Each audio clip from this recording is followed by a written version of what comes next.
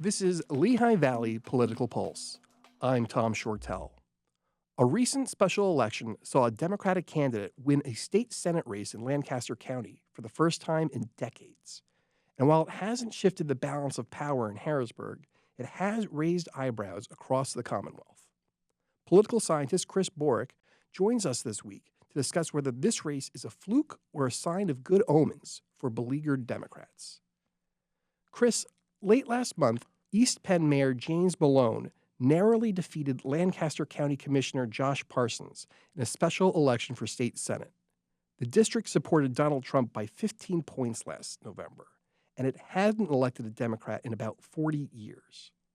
How surprising is this outcome? Tom, I was surprised at the seat actually flipping. I anticipated it would be a race that's much closer than what we saw in the presidential race in that district last time, because that's the normal process. When the president gets elected, his party tends to struggle in special elections and midterm elections that follow. That's just the ebbs and flows of American politics. So when I looked at that district and the dynamics, the voter makeup, I said, well, if it's a 15, I wouldn't be surprised to see that get down to a 5-point or a 3-point margin. That much? Yeah, that's usually, you actually see over time those kind of the give that happens after a presidential election in the party and upcoming special elections. So what I was surprised was that it moved all the way to a flip, a couple-point win for the Democrats in that district, which is in a very Republican area of Lancaster County. It does have a few qualities that make it an opportunity for Democrats, a little higher educated than some other places, which is good for Democratic candidates right now. But nonetheless, back to your key question, was I surprised it flipped? Yeah, I was surprised it flipped. This race got some last-minute national exposure after billionaire Elon Musk began warning that Republicans could lose the seat. What does it mean that the world's richest man is closely following an otherwise low-key race? Yeah, that's a really interesting. Of course, Musk is engaged in lots of politics. As we speak today, he's invested millions in a judicial race in Wisconsin for the state Supreme Court, and has been campaigning out there. So he's focusing on these off-year elections, special elections, and others because he thinks that he has to keep momentum for what happened last fall with the president, that his stake in politics, I think, is tied to how the party performs, even in small elections, special elections, in places like Pennsylvania, because Musk is invested, right? He's invested right now in kind of the broader movement. And if he feels that it's starting to ebb by losses in these places that would give Democrats momentum, then he's going to feel like there's maybe the ties are going against him. And Musk isn't just doing this in the United States. Like, he's investing internationally. Like he's getting involved in races in Germany, and not necessarily the warmest reception. No, and he's got this broad vision, right? Musk is someone that I always think's big, right? That's his nature of his character, I think, and how he invests himself, and he has the resources to do so. So if you've listened to his rhetoric on places like the Wisconsin race and this off-year election, that it's basically a case of the future of the Western world. He's using those terms. It's not hyperbole that if Republicans lose this race, Democrats get control of that. That could help Democrats can get control of the House. It changes the whole trajectory of history. Now, I think that's hyperbole, but that's how he is framing these types of elections, both in the U.S. and abroad. Is he the guy? I mean, yes, he has the resources to be doing this. Is he the guy to be pushing that message? Like, I'm not necessarily sure what his perception is nationally. I'm pretty confident it's not necessarily a positive one. It's not. And if you look at polling, right, he's what we call underwater. Often we attribute this to elected officials, but in Elon Musk's case, more people disapprove of him or have unfavorable views than they do of positive views of him. So I'll keep coming back to the special election, or not a special election, a judicial election in Wisconsin. And it's become, in many ways, a referendum on Elon Musk.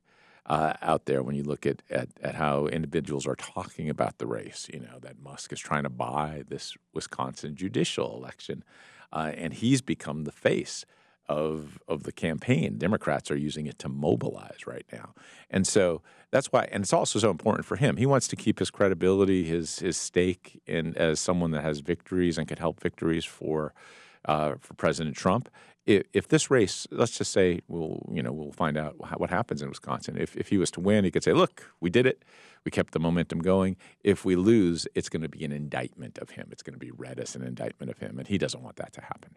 Now, Musk was a big part of the campaign in Pennsylvania. There was some controversy when he was trying to use his resources to encourage people to vote.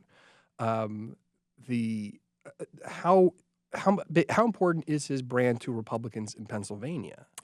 Well, it's important to the sense that he's become this iconic figure within the broader MAGA movement, right? He is someone that's invested not only his resources but now his abilities, his time and efforts as part of a broader effort to change American politics.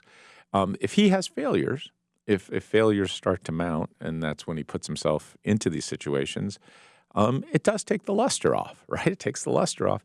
And then the big question, and this is, we'll see if it plays out. If it looks like he's becoming a liability, if it looks like he's a liability to the president or the Republicans, how far do they go in terms of supporting him? And do you start to see some tensions and divisions within the ranks that we have? If he was to lose a lot of these elections, I've heard at least the speculation that there are some Republicans that are going to be running for tough reelection bids next year that wouldn't be all that sad to see Musk kind of take a little bit of a hit right here and perhaps have to step back a little bit so they don't have to run with him as this omnipresent figure that's going to be the Democrats are going to use against him. So again, it's just kind of speculation, but I think there are probably a few Republicans that say if he loses like the Wisconsin judicial race and he gets his comeuppance, that it might help them down the road because they could distance themselves from him. And there are plenty of billionaires, maybe not to his extent, but there are plenty of billionaires who are in the wings donating. Like I'm sure that no candidate is going to tell him, "No, I don't want your money." No, and it's the difference, right? You said there are plenty of billionaires that are donating and millionaires donating and lots of money coming in. What's just unique about Musk, right, is that he's this figure that transcends just wealth. He becomes part of the communication system. He owns X. He is omnipresent in the political circles, right? So he is like Trump before him, a figure that really has transformed politics in many ways. You were talking about the ebbs and flows of politics a minute ago. Given that Trump won the 2024 race, you would expect Democrats to be on the upswing entering the 2026 midterms. With that context, how much should we read into the results in the 36th Senate District here in Pennsylvania? Yeah, so I warn, like when I talk to my students in a methods class, when you take one case or a few cases and try to extrapolate to a broader environment, it's always dangerous. These are special elections. We call them special. And if you try to take something that's special and then use that to tell us about things that are normal, it's probably a dangerous entity. And so I always caution that we make too much of special elections. I can anticipate, as you said, Tom, that in an off year, if someone says after a president comes into office, will his party be more likely to do good or not so good? I'll say, well, they'll probably struggle because that's how American cycles go. And so just looking at races like this, I would say the winds are in the face of Republicans. It's just how stiff the wind is. And back to us we talked about earlier, if I was a Republican and I saw that race, it would be that not that Democrats were more competitive, but that they were actually able to flip the seat. So it's the scope of this. So do I take it as a warning sign for Republicans? Yes.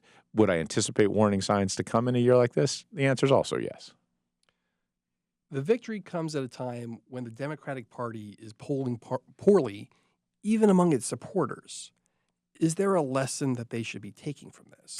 Yeah, and it just gets a little bit nuanced, Tom. The Democrat brand is struggling. We look at polling, we look at how people view the Democrats right now, and it's bad. It's a bad period for them. They really have struggled with their name, their brand. What's different in special elections and off-year elections is Democratic voters still are engaged, and the most engaged voters, those that are highly educated, that have become a cornerstone of the Democratic Party, show up in special elections. There was a time in America where special elections actually benefited Republicans and off-year elections because that's where higher educated folks tended to be in the past, and they'd show up. Right now, these types of elections really do benefit Democrats because their voters, even if they're not excited about their brand, are energized to a degree about opposing Trump and opposing Musk.